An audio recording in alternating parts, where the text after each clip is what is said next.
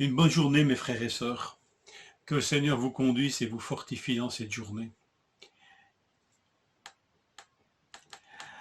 Je lis un texte dans Actes 21, verset 4. Comme nous avons trouvé des disciples, entre parenthèses à Tyr, nous sommes restés 7 jours avec eux. Poussés par l'Esprit, les disciples disaient à Paul de ne pas monter à Jérusalem. C'est impressionnant de voir ce spectacle décrit dans ce chapitre 21 des Actes, versets 4, 5, pratiquement à 18, ces étapes entre Tyr et Jérusalem, où à chaque étape, Paul est accueilli par des chrétiens, des disciples de Christ, de ces disciples qui suivent la voie, comme l'on dit dans les Actes. C'est ainsi qu'on parle de la foi chrétienne dans le livre des Actes, c'est ceux qui suivent la voie qui est celle qui conduit au Père. Alors, ce périple entre Tyr et Jérusalem, je veux dire, est marqué par cette présence des disciples, qui sont dans une foi qui est encourageante, qui est stimulante. Et je vous propose simplement de relever quelques traits de ces disciples. Tout d'abord, ce sont des disciples hospitaliers, maison ouverte, sans discussion, sans problème.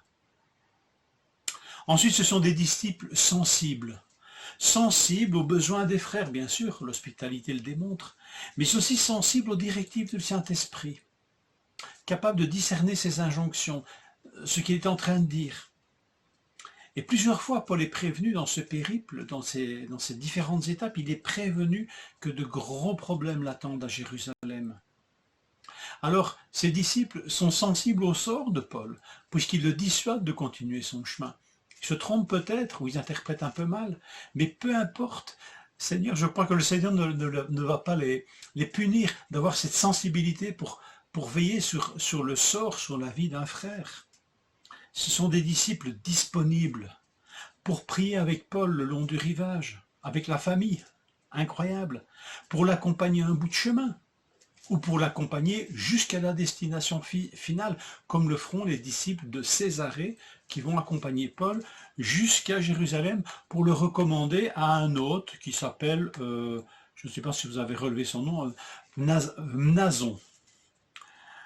C'est formidable de s'investir à ce point-là. C'est des disciples concernés par l'œuvre du Seigneur. Ils se réjouissent de ce qu'ils entendent, de ces personnes qui se sont tournées vers le Seigneur, comme eux d'ailleurs. Et on dirait que là, juifs, non-juifs, observation de Moïse ou pas de Moïse, ça ne semble pas être un gros problème. Là, on se réjouit. On se réjouit des effets de l'Évangile. On se réjouit de voir des vies transformées et de voir des hommes et des femmes qui se tournent vers le Seigneur dans des contrées que peut-être certains d'entre eux n'ont jamais vues.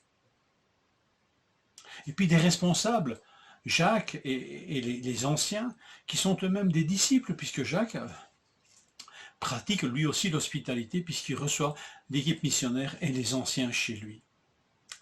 Pourtant, le tableau n'est pas vraiment terminé. Et vous savez que dans le livre des Actes, parfois, quand l'Église grandit et se fortifie, il y a souvent un problème qui va surgir. Et ici, le problème, effectivement, va surgir. Et on peut dire qu'il y a un verset qui fait une transition assez étonnante. C'est le verset 20. Après l'avoir entendu, donc Jacques et les anciens, les bergers de Jérusalem, après l'avoir entendu, ils se sont mis à célébrer la gloire du Seigneur. La même joie simple que tous les disciples qui ont accompagné Paul de Tyr pratiquement à Jérusalem. Voilà, la joie des disciples de voir l'évangile grandir. Et puis soudain, un autre ton. Puis ils lui ont dit, tu vois frère, combien des milliers de juifs on compte parmi les croyants et tous sont zélés pour la loi. Et puis suit tout un truc, ben là il y a des adversaires qui disent que toi Paul tu ne respectes pas la loi de Moïse. Et ça peut troubler les disciples qui se sont convertis nombreux et qui viennent de la foi judaïque. Donc Paul il risque d'être troublé.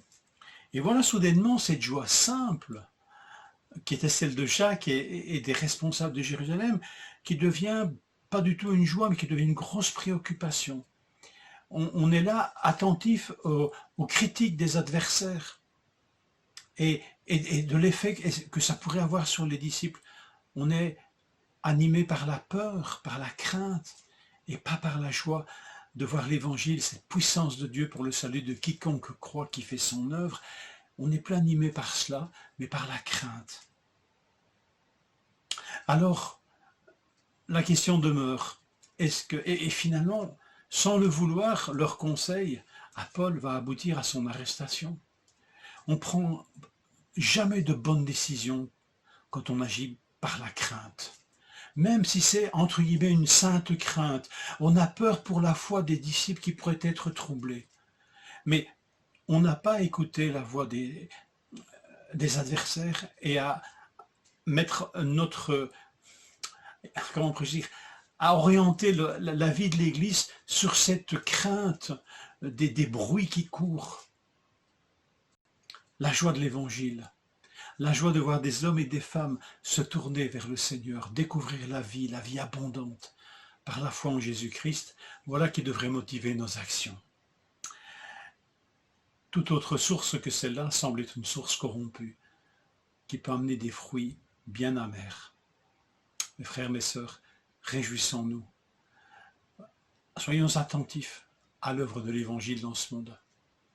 Nourrissons notre motivation à cette joie de voir que l'Évangile, aujourd'hui encore, transforme des cœurs, des vies.